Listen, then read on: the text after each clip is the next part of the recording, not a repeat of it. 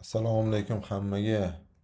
Bugun xudo xolisi 7-iyun kelayotgan haftaga haftalik tahlil videosini yozyapmiz. Xudo xolisi foydali bo'ladi degan umiddaman. Undan oldin yengilliklar oynasini bitta tekshirib qo'yamiz. Forex Factory bo'yicha nima bo'lyapti keyingi hafta bizada newslarimiz, yengilliklarimiz. Hop, dushanba kuni, seshanba kuni bizda siniq yengillik yo'q. Chorshanba kuni 5:30 da CPI bor. Payshanba kuni PPI press konferensiya. Unaqa juda kuchli yengilliklar yo'q ekan. Asosan chorshanba kuni 5:30 da mana shu payt ehtiyot bo'lishimiz kerak ekan. Sababi marketda juda ham volatilность oshib ketadi. Shu sababdan volatilность oshgandan keyin kuchli harakat kuzatishimiz mumkin. Hop, undan oldin biza birinchi bo'lib dollar indeksda 1 oylik time frame'ga guvoh bo'lishimiz mumkin. Menga o'zi dollar indeksda 1 oylik time frame'da mana bu eng yuqori high juda ham qiziq bo'lib turibdi. U yoqqa chiqishdan oldin bo'lsa bizada yana mana bu yoqda equal high bor. Equal high o'zi nima degani? Equal high hosilaga tushuntirib beraman. Narx shu shaklda o'suvchi holatda kelib turib, bundoq kelib va mana o'zidan oldingi high tepalikni yechmasdan turib, narx pastga ketib qolgan bo'ladi. Va shunda bizda bu yoqda mana shu ikkita high equal high deyiladi. Mana yozib ham ko'rsataman. Hop, uzr.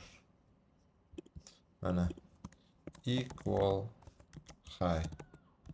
Ya'ni narx ko'p holatda shu equal high ga hujum qiladi. Qachonki narx trend bo'ylab ketayotgan payt, ya'ni hozir bu bullish, ya'ni o'suvchi trend bo'lgan payt, mana bu yoqda bizga qiziq zonalarda masalan PDRlardan fair value gap, order block shunga o'xshagan joylardan reaksiya olgandan keyin ko'pincha narx equal high tomonga harakat qilishini ko'rishimiz mumkin bo'ladi. Ya'ni equal high da bizda bu yoqda stop losslar yig'ilgan bo'ladi, liquidness mavjud bo'ladi va narx shu liquidnessni har doim emas, ko'p holatlarda yechishga harakat qiladi.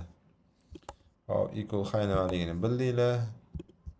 Umid qilaman buni yozib oldinglar daftaringizga agar o'zingizlar uchun kerak bo'lsa. Ko'pchilik yozmaydi ham, shunday ko'radi, ertasi kuni esdan chiqarib oladi.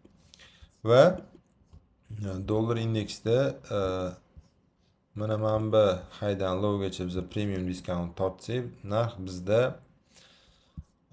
discountda, ya'ni skidkada 0.50 dan past bizada discount bo'ladi. Va discountdan narx tepaga harakat qilyapti. Mana bu lowni sweep qilgandan keyin. Va hozir bizdagi eng yaqin nuqtalardan bittasi mana bu BPR zonasi. Birinchi bizda borar joyi shu birinchi BPR, keyin bo'lsa mana bu BPR va undan keyin keyingi buy side'largacha ko'rishimiz mumkin. Faqat undan oldin bu yoqlarga kelib откатlar bilan sekin-sekin chiqishi mumkin. Birinchi targetimiz shu. Va albatta bizda mana bu buy side liquidity zonasini shu BPR ni tagidagi high bizda buy side liquidity zonasini shakllantirib ketadi. Va weekly ga o'tadigan bo'lsak, o'rtoqlar. Hozir o'chiraylik. O'zida qoladigan qilaylik hammasini. Vobshe qilib tashladim. O'zida qolsin.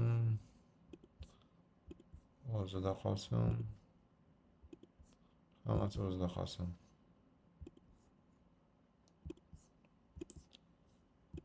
Va bir haftalik o'tamiz. Mana bir haftalik e'tibor bersanglar, narx mana bu o'tgan hafta qilgan tahlilimizga asosan o'xshab berdi. Ya'ni mana shu fair value gapdan narx uchib ketdi. Va bizdagi hozir birinchi nishon mana bu 101.977 urovini. dagi buy side liquidity zonasi.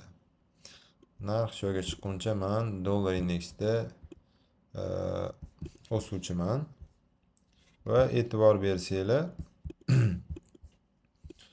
haftalikda hech qanaqa PDR ko'rmayapmiz. Mana bu OB dan boshqa. Endi bu OB juda ham pastda keladimi yo'q bilmaymiz. Shuning uchun dailyga o'tsak bo'ladi. Dailyda e'tibor bersanglar mana buni ham o'zi qoldiraylik.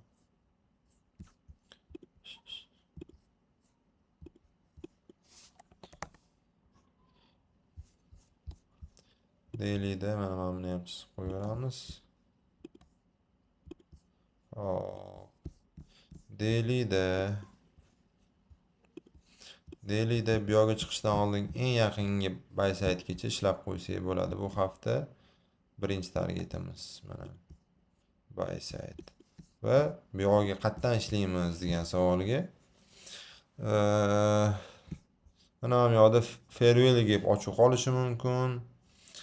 Mana bu OB juda ham kichkina yoki weekly profilda bo'yicha ham ishlasak bo'ladi. 4 soatlikda bo'lsa 4 soatlikka qaraganini foydasi yo'q. Yo'q, foydasi bor ekan. 4 soatlikda bizda juda ham chiroyli zona bor ekan u buy olishga. Mana bu OB bilan mana bu farewell gapdan sekingina buy side tomon ishlab qo'ysa bo'ladi deb o'ylayman. Mana shunaqa tahlil.